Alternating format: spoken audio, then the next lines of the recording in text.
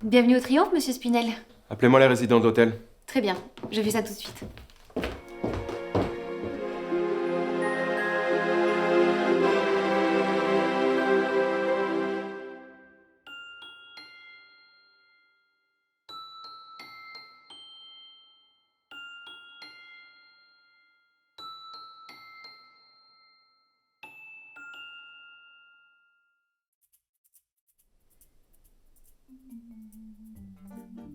Moi, c'est Spinel. Je suis l'inspecteur en charge de cette enquête. Comme vous avez pu le remarquer, quelqu'un a été assassiné la nuit dernière. Monsieur Louis a été retrouvé mort dans sa chambre par strangulation. Ce qui veut dire qu'à l'heure actuelle, vous êtes tous soupçonnés de meurtre. Pas un pas de plus.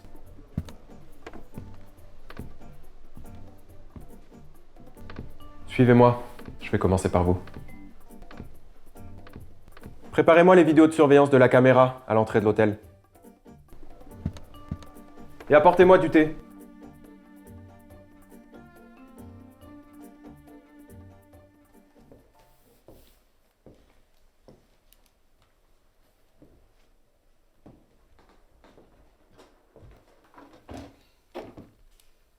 Voici votre thé, monsieur Spinel.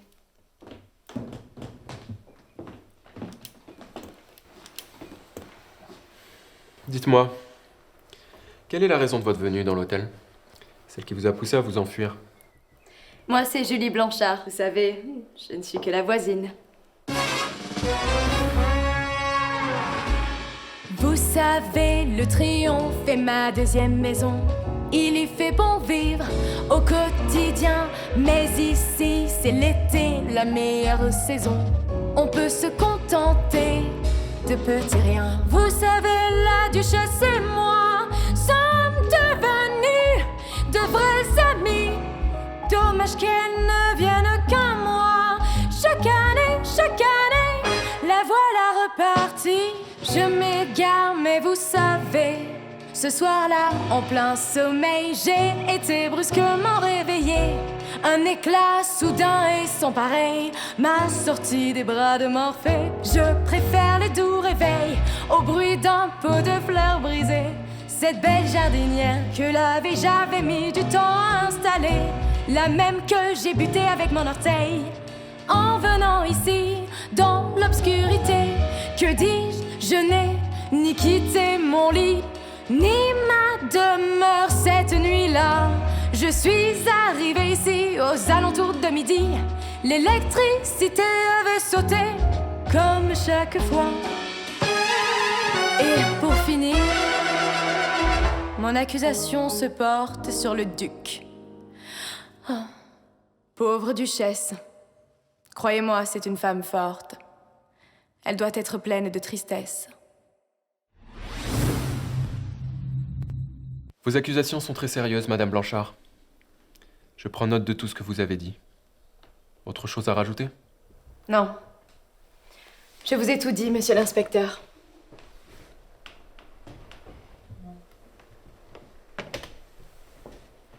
Restez là. Asseyez-vous, maintenant que vous êtes ici. Comment puis-je vous aider?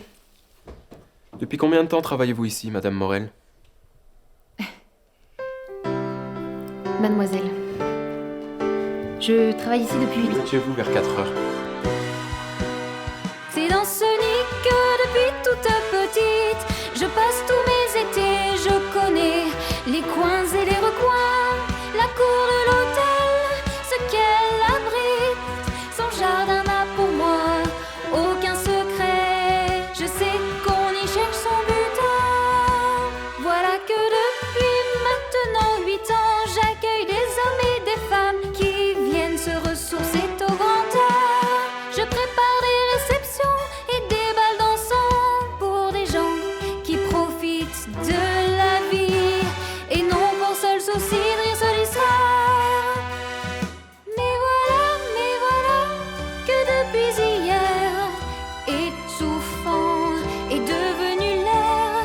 L'hôtel dans un grand bruit s'est endormi, et au milieu de ce vacarme je me perds. Mais voilà que depuis hier, étouffante est l'atmosphère. L'hôtel dans un grand cri s'est endormi, et au milieu de ce vacarme je le pleure. Pour vous répondre, inspecteur, à la nuit tombée chaque soir, et toujours à la même heure, je vérifie l'hôtel et ses couloirs. Sachez que cette fois, le sol de terre était recouvert. J'ai dû malgré moi repasser la serpillière.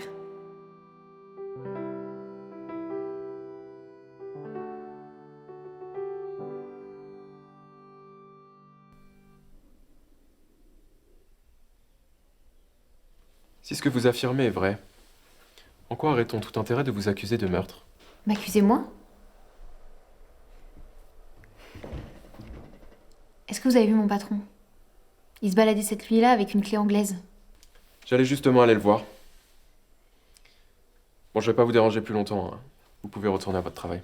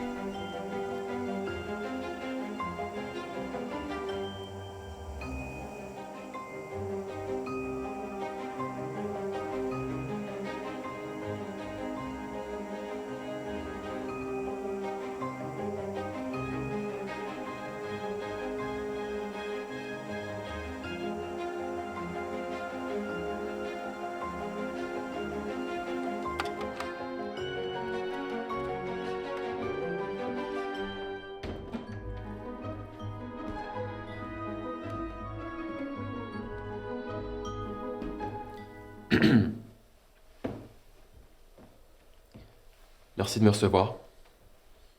Je me doute que vous devez avoir beaucoup de travail en ce moment. Bon, on va parler de la nuit dernière.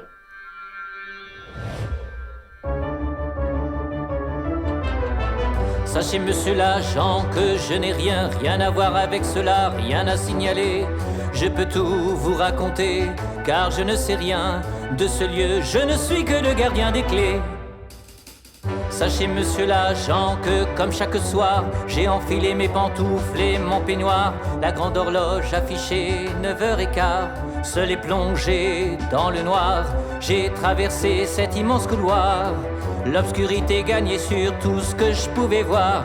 Vous aurez du mal à me croire, mais je ne suis sorti de mon dortoir que pour réparer à l'étage la vieille baignoire. J'ai croisé monsieur Louis fouillant dans mes outils, il voulait une pelle. Maintenant je m'en rappelle, à mon retour de la salle de bain, en allant ranger ma clé anglaise avant de me coucher en vain. Il était déjà minuit 16. Sachez, monsieur l'agent, que je n'ai rien à voir avec cela, rien à signaler. Je peux tout vous raconter, car je ne sais rien de ce lieu, je ne suis que le gardien des clés. J'ai fini ma soirée en buvant mon thé. Vers 3h45, les ronflements de monsieur de Nevers m'ont réveillé.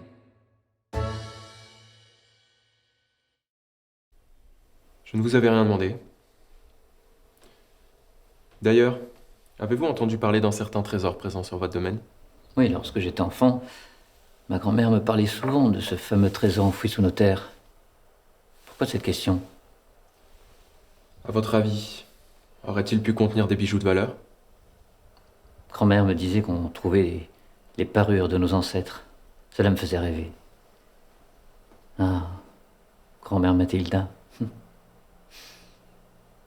Je ne sais pas à quoi va vous servir cette vieille fable, mais j'aimerais bien vous parler de quelque chose.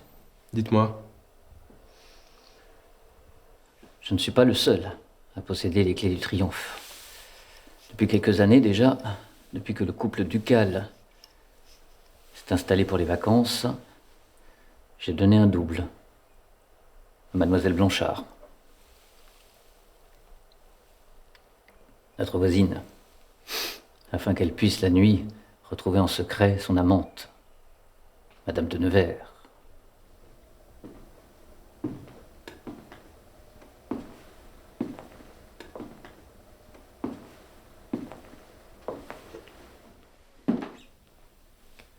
Je peux vous poser quelques questions? Oui, je vous écoute. Demandez-moi ce que vous voulez. J'ai cru comprendre que vous étiez des clients réguliers du Triomphe. Depuis bien des années maintenant, je rends visite à ce lieu et ses habitués.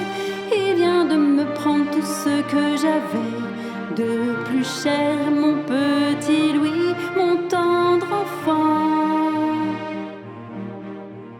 Depuis bien des années maintenant, je réside seul dans la même chambre. Toujours en quête d'aventure. Il vivait pour son trésor imaginaire. Avec Morel, il formait une paire. Il cherchait trésor et parure, seul tout au long de la nuit. Mon sommeil perturbé par des bruits. J'ai alors cherché la réceptionniste pour une réparation à l'improviste. En vain, c'est à Fidès que j'ai téléphoné. À 3h30 cette nuit, des bruits ont perturbé mon sommeil. À maintes reprises je suis sorti. La voisine déambulait comme la veille. J'ai tout de suite prévenu Monsieur Fidès par téléphone. Embêtée, elle était venue pour qu'il lui donne des outils comme prévu et remplir de gaz sa bonbonne. Je ne sais que vous dire, méfiez-vous, ici il est facile pour un habitué de blanchir son image quand on a fait le pire. J'aurais une dernière question discrète. En quoi quelqu'un aurait-il tout intérêt de vous accuser de meurtre? Pardon? Votre mari a-t-il déjà été violent avec vous? Il y a bien des choses que je pourrais lui reprocher, comme ses ronflements incessants. C'est d'ailleurs pour cette raison que nous ne dormons plus ensemble depuis des années. Mais non, il m'a toujours respectée. Et en ça, je lui en serai éternellement reconnaissante. Mais pourtant, il y a quelqu'un d'autre qui a subi la violence cette nuit-là. J'ai entendu des cris venir d'une chambre pas loin de la mienne. Il m'a semblé reconnaître la voix de mon petit Louis. Merci, Madame de Nevers. Réunissez tout le monde au salon.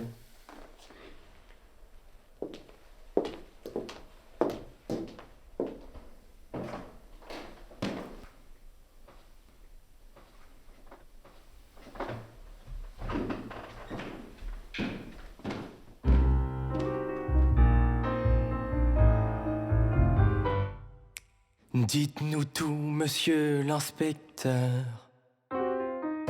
Écoutez, à 23h30, un pot de fleurs est cassé. Petit Louis creusait dans le noir, c'est avec sa pelle qu'il l'a tapé. Qui était dehors à cette heure-là? Le directeur est allé chercher sa clé anglaise, appelé en pleine nuit par Jeanne de Nevers. En finissant la réparation, il éteint la lumière, s'endort. À ce moment-là, il est minuit 16. Monsieur l'inspecteur, la nuit ne s'arrête pas là. Dites-leur pourquoi je ne suis plus là. À 3h27, la voisine qui possède les clés des lieux pénètre dans les couloirs. Elle est vue par le duc. Dites-nous. Dites-le. À 3h45, Monsieur Fidès se réveille par les ronflements de Monsieur de Nevers. Prouve son alibi de justesse. Dites-nous. Petit Louis serait alors rentré dans l'hôtel aux alentours de 3h30 afin de cacher son trésor. Dites-nous.